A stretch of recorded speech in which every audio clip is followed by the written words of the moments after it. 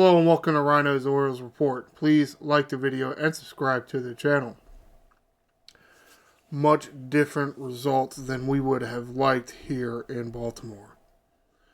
Not a good showing by the team in the playoffs again. What changes will be made in the offseason? Don't know, but what we do know, Brandon Hyde, at least according to Mike Elias, Brandon Hyde will be back next year. Which, okay, it's fine. The team's young, the manager's young. You should give them time to grow and improve. It will benefit you in the long run. But that's in the future. I'm here to talk about the series. So we'll get right to it. See them on massinsports.com. Get to the first game here. Kansas City Royals 1, Baltimore Orioles 0. This from Camden Yards. 1-0.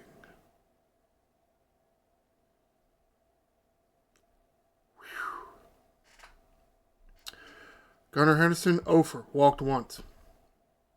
Jordan Westberg 1 hit. Anthony Santander 0 for. Ryan Mountcastle 0 for. Ryno Hearn pinch hit late. Walked. Rutschman 0 for. Struck out twice. Not a good down the stretch run for Rutschman. Something I mentioned. I don't think he's given enough days off as being this team's catcher. The catcher, you get beat up a lot. That have contributed to his stretch run? Yeah, I think so. Colton Cowser, 1 hit. Ramon Arias, 1 hit. Heston Kjerstad, pinch hitting late, 0 for, struck out. Yay! Cedric Mullins, 2 hits. The most consistent hitter we had in the postseason. And he was hitting in the bottom of the lineup. Well, James McCann, 0 for, struck out twice. McCann has not looked good this past week. Especially something that they mentioned on the broadcast a few times in his more recent starts. Remember, in New York, takes a swing and there goes the bat into the stands. I mean, it happens. Sure. And then it happened twice in Minnesota. Okay. Look, I mean, it's going to happen. A hitter is going to take a swing and the bat's going to go flying at some point. It's going to happen 3 times in less than a week. Oh, and by the way, it happened in this game as well. 4 times in less than a week? For a player that doesn't even play every day. That's not good. That's not.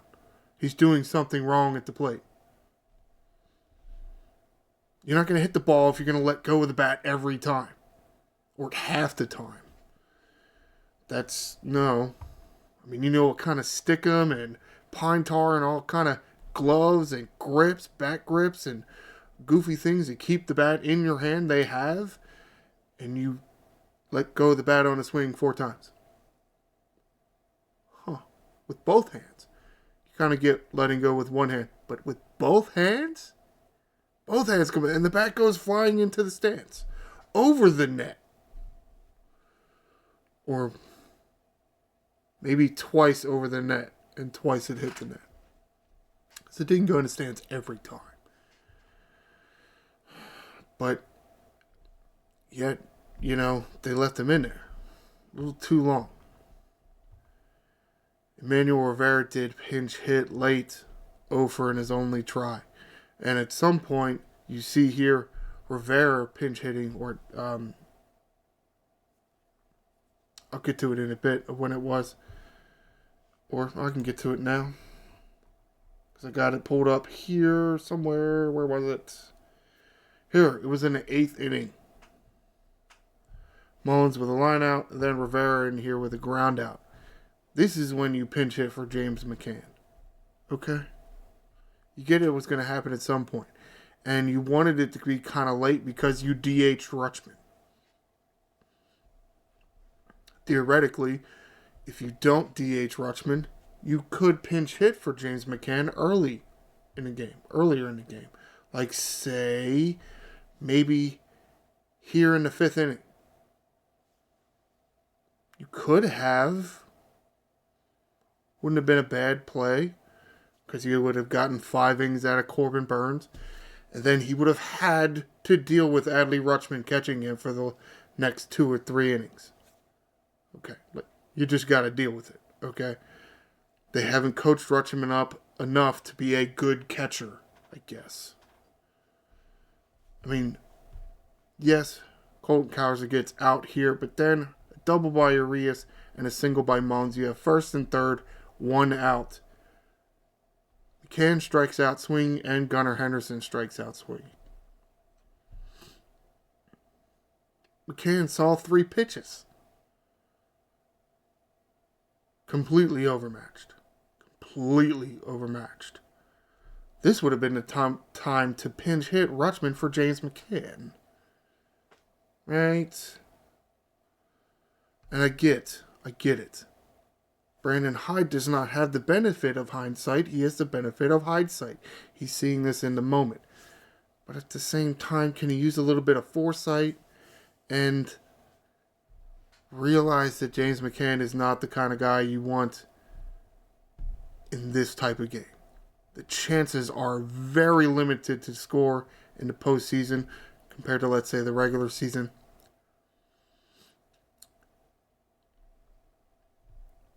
And your catchers have just played a whole season.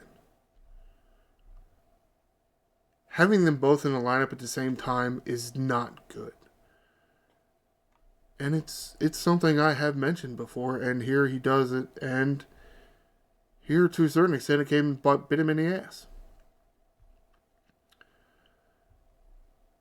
With Rutschman coming in here to pinch hit for James McCann, you have no idea how how it would have gone.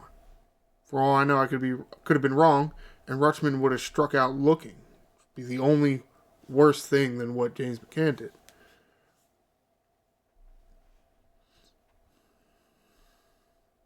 But at the same time, I stand by that was your best move because Rutschman down the stretch was not hitting well. He was barely taking good at bats.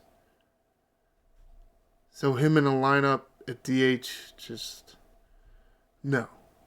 Because he would be a weapon for you. Pinch hit role when the spot came up. I mean, with Mullins and Arias on in front of James McCann, or in the lineup in front of James McCann, yeah, I kind of would have figured that it would have happened.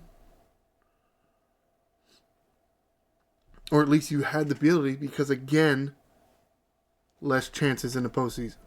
Less chances. Though you did have a few other chances. Here in the 3rd inning, Mullins double. Lead-off double, and you scored 0 runs.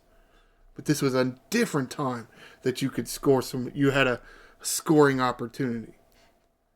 So this was the first of at least 2 scoring opportunities in which you got 0 runs. James McCann, after Mullins, strikeout swinging.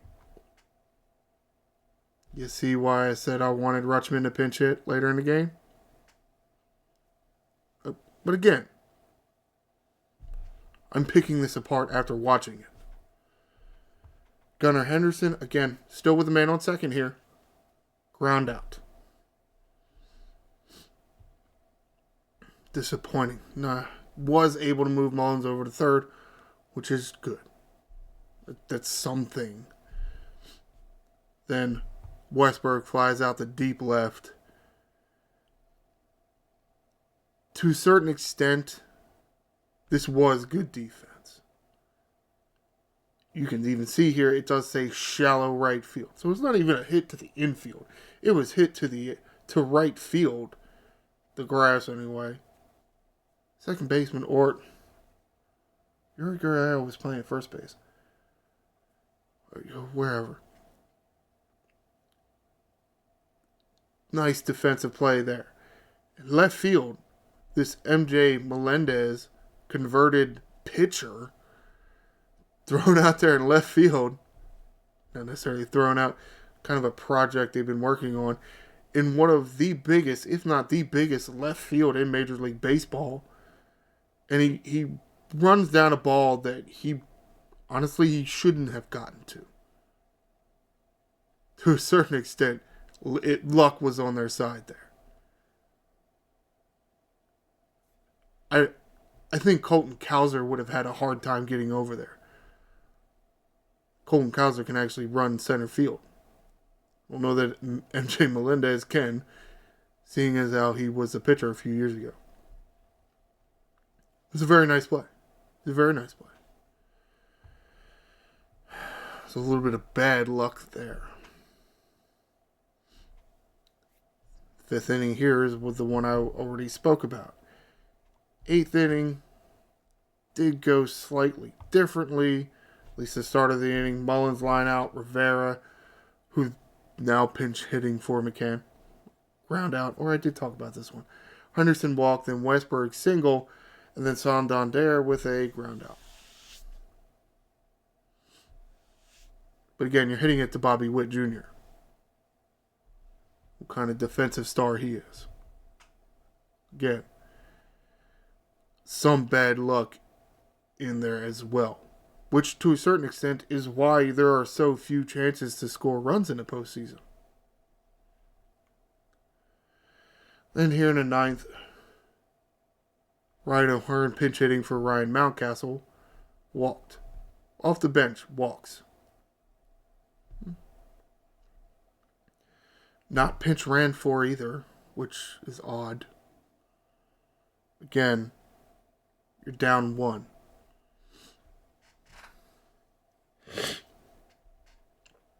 Somewhat disappointing. Because I don't see Austin Slater didn't come in. Jackson Holliday didn't play either. Could you have... This is first base. Okay. Understand that. Because who's going to play first base? Of course, to a certain extent, if you don't score a run here, there is no more game. So who the hell cares? Who cares? Right? But at the same time, if you pinch hit Kerstad for Ramon Arias, so there was that. That was another problem you would have had to contend with. But you know what? Again, hindsight, you have to get there. You're losing at this point. You don't push this run across, the game's over. Cross that bridge of who's going to play where, if you even get there. Pinch run somebody like Slater or Holiday. Not that they really have that much speed. They can steal a base. Do they have blinding speed? Do you have somebody like that on your roster that you could have brought up? Jackson Holiday didn't play at all. Whatever.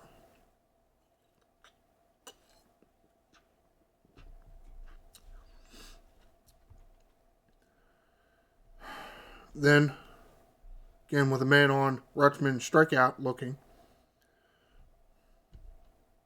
Colton Cowser flies out. Heston Kjerstad strikes out.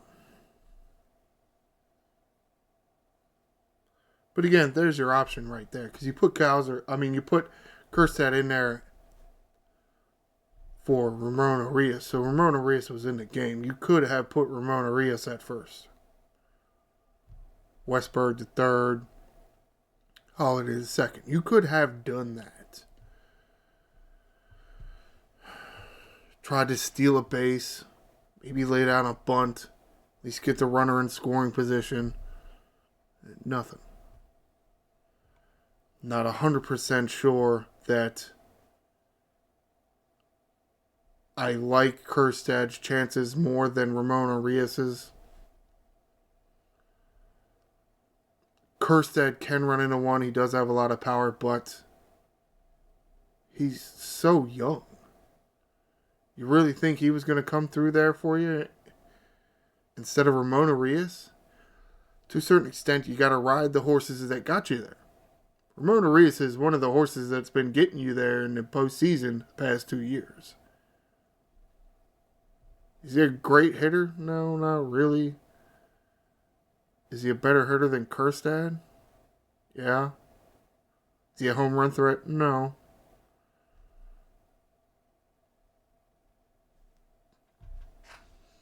It's whatever. It's whatever. Oh, that's the wrong page. Yeah, Mullins with Urias with doubles. Oh. So apparently Ramon Urias is a good hitter. You had 2 extra base hits in the game. One was Mullins, one was Urias. But yet, you pinch hit for Urias. Okay. So Jackson Holliday's out there running. Ramon Urias hits another double. He's right-handed, so he pulls the ball in that left field. It could happen. What's Jackson Holliday doing? Well, with 2 outs, he's going on contact. Not sure Kjerstad was the option here. Pitching, while everybody was focused on the pitching, and probably rightly so, you lost Bradish, you lost Wells, you lost Means in the middle of the year. You lost Batista before that. Then you lose I guess you lose Coulomb in the middle of the year, and you lose Jacob Webb for a time in the stretch run there. Lost a lot of pitching. You had to go out and you had to get a lot of several arms. When your off-season acquisition here, Corbin Burns, the start here, obviously, game 1, 8 full innings pitched, gives up 5 hits, 1 run, 1 walk, 3 strikeouts. Pitching got it done. The offense let him down. Oh, and spoiler alert, what did I say in my first video of this season? The offense was going to struggle. And it did. Yay, me, I was right. Woohoo.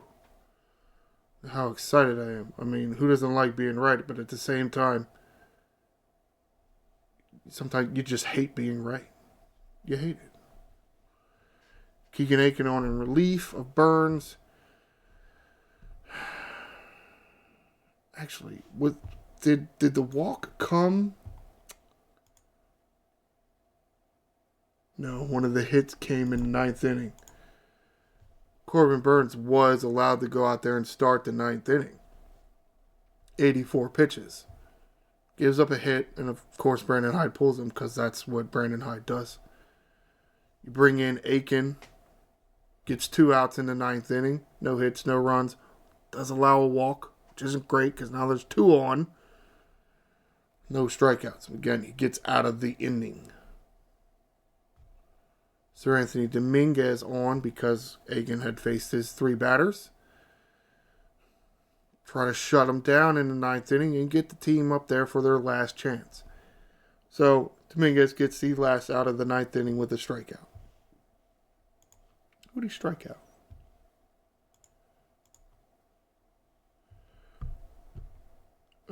Perez. Strikes out Perez with 2 men on. With 2 men on.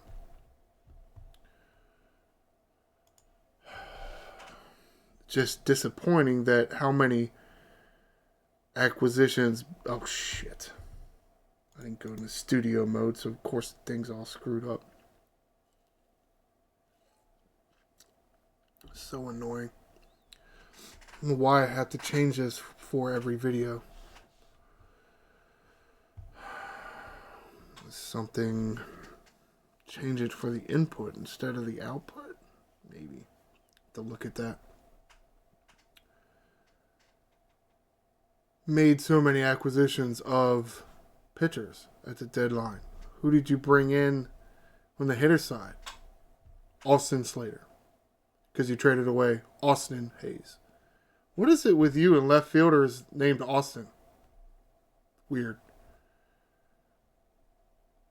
I don't understand why they didn't try to bring in another hitter. It's odd, but whatever. Let's get to game 2.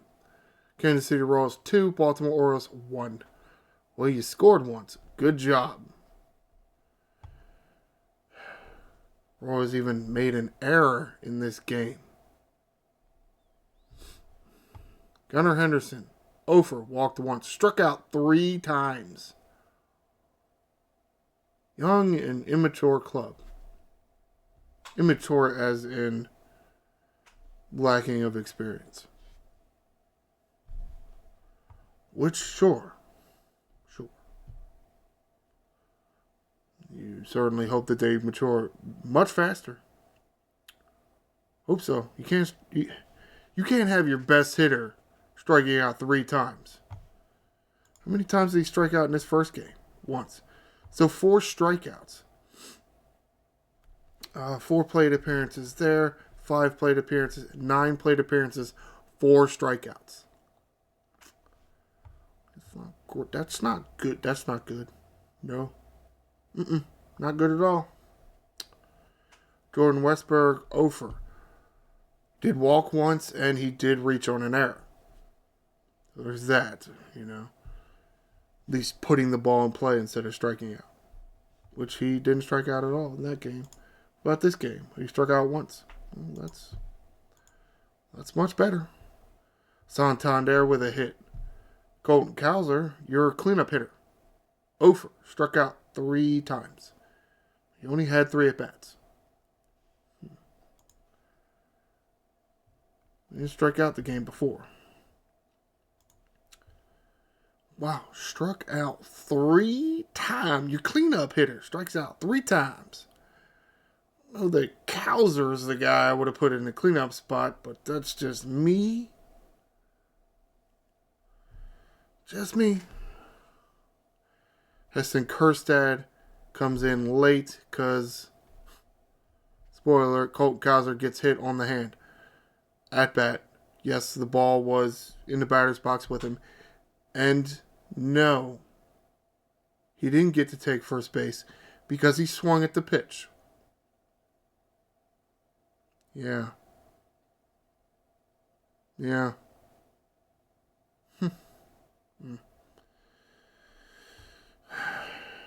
Rutschman hitting 5 hole. Okay. 1 hit. Well, that's more than your cleanup hitter. Ryno Hurd hitting 6th. 1 hit and 2 at-bats. Well, that's better than your cleanup hitter. Austin Slater. Pinch hits late. Okay. Odd. Very odd. That's why Kjerstad had to go play left field instead of Austin Slater, because you had Austin Slater pinch hit for Ryno Hurd. Okay. I'm not saying that it was a mistake having Austin Slater in the game. It's just a mistake because you put him in there at DH. But he does get a hit, which is nice.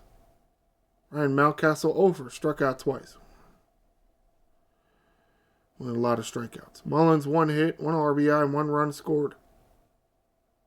And it was Mullins this whole time. Best hitter the whole series, Cedric Mullins. One of Dan Duquette's guys, not one of Michael Ice's guys. Huh.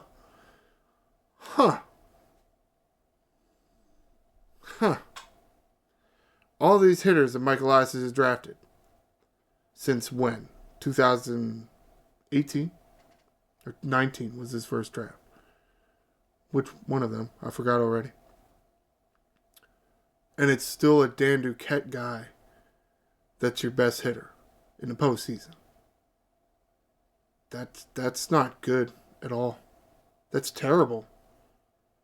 How can you consider yourself a good GM when you're still relying on one of your predecessor's hitters that your predecessor brought in postseason 6 years later? Okay. However, Ramon Arias hitting 9th here. 1 hit. Orioles had plenty of opportunities in this game. Plenty. First inning, okay, Henderson flies out. It's where Westberg works his walk. And then Santander and Cowser strike out swinging. Both of them? Your third and your fourth hitter strike out swinging. That's disappointing. Very disappointing. Second inning, yeah, Rutschman flies out. Damn. O'Hearn singles. And then Mountcastle and Mullins strike out swinging. Man. Just can't do anything with runners on base. Nothing. Coming to the fourth inning. Santander singles. Lead off the inning. Okay. All right. That's how you got to start an inning off. Colt Cowser strikes out. Oh, well, no, that's not what you got to do. Rutschman then singles. Oh, first and second. O'Hearn grounds out.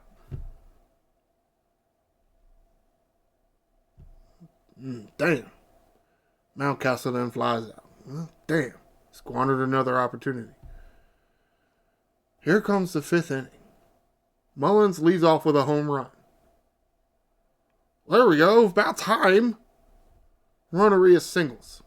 Yay. We're getting there. Gunnar Henderson walks. We're getting there. There's no outs now. Oh. Westberg reaches on the air. Bases loaded. Oh, well, we're going to get a run here, right? The bases are loaded with nobody out. Come on. This GM, this manager, these hitting instructors, they're not garbage. We're going to get one run here. Santander pops out. Cowser strikes out. Rutschman grounds out. With the bases loaded. Strikeout here by Cowser is where he swings at a pitch that did hit him and would have hit him even if he didn't swing. And he actually had to come out of the game.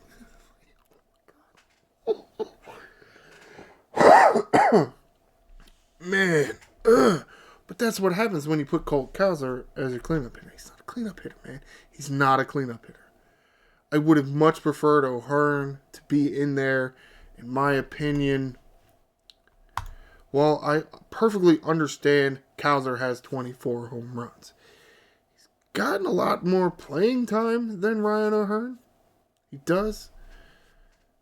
Okay, Cowser has 24 home runs. Cool, congratulations.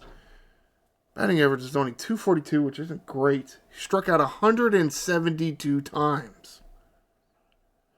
That's who you want as your cleanup hitter? Okay. Now I understand O'Hearn only hit 15 home runs. He had about, 60 less plate appearances? 67. 67 less plate appearances. So maybe you could bump that up to 18 home runs. Yeah, there's a difference there. But at the same time, Ryan O'Hearn struck out 69 times. Colton Cowser struck out almost 3 times as much as Ryan O'Hearn. Wow. Ryan O'Hearn had 264 batting average. Especially down the stretch. Colton Cowser was just getting eaten up by changeups. It's not the guy I wanted my cleanup hitter. A lot of these Cowser numbers, they're early in the year. And then people realized they could just get him to easily strike out on a changeup. It was almost all he saw for the last month or two. No adjustments made. Disappointing. It's just odd. It's odd.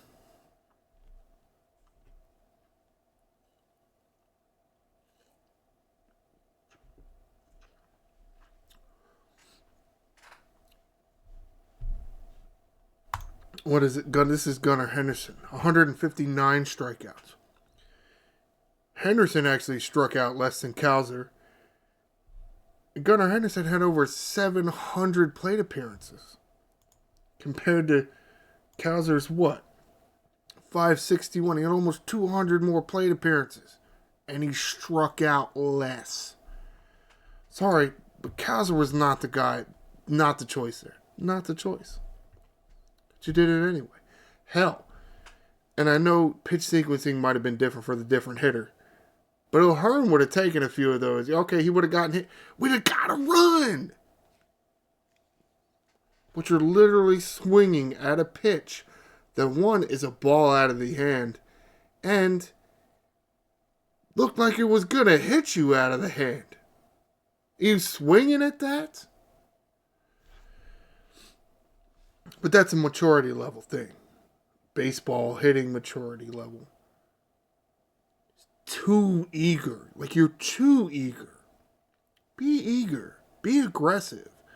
But don't be so aggressive and so eager that you're practically swinging before the pitcher throws the pitch.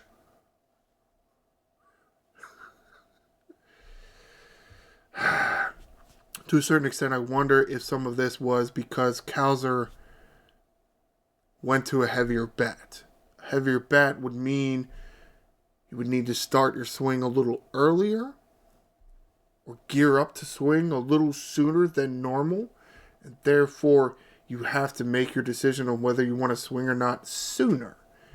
Therefore, the ball hasn't, maybe you don't have enough time to see the ball to be able to decide where it's going to go.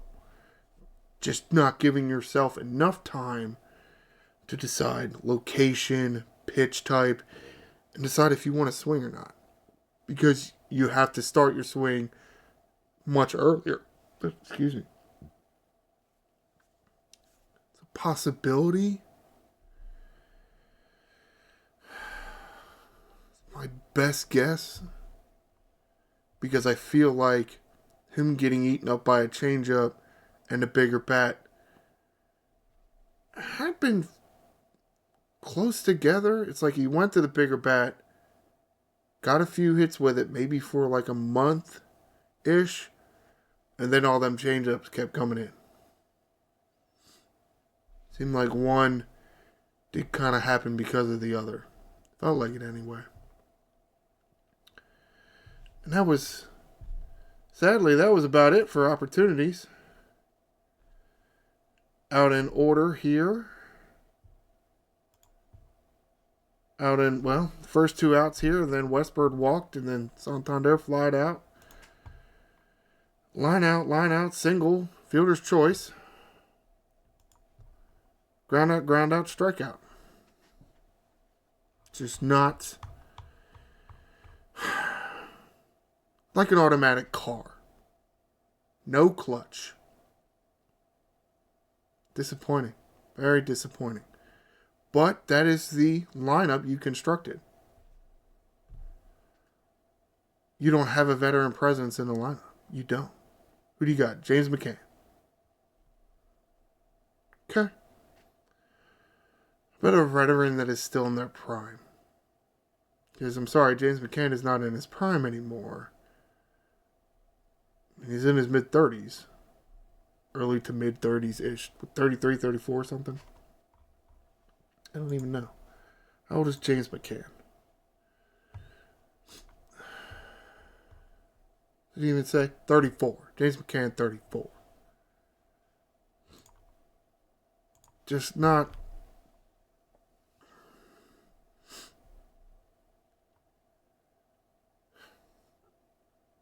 And the pitching was there. Because the pitching wasn't there last year. Pitching was there this year. Surprisingly, with all the injuries. Pitching was there. The hitting wasn't. Though, not that there was much hitting going on last year. Yeah. I mean, Aaron Hicks got a few hits, which I feel like kind of suited this lineup. His amount of experience. But again, you construct a lineup like this that's this young and this inexperienced. It's going to be hard for them to show up in the postseason. It is. Hopefully, this is the last time we'll have to talk about that. Hopefully it is. Ending on a very sad and somber note. So while this will do it for this edition of Ryno's Orioles Report, the off season coming up here, about a 5-month break in between the end of this year and the start of next season. I don't see there being too much news to report on for the Orioles until maybe January or even February. So, won't have a lot of videos in the off season. But again, this is going to do it for this edition of Ryno's Orioles Report. Please like the video and subscribe to the channel. See you next season, Birdland.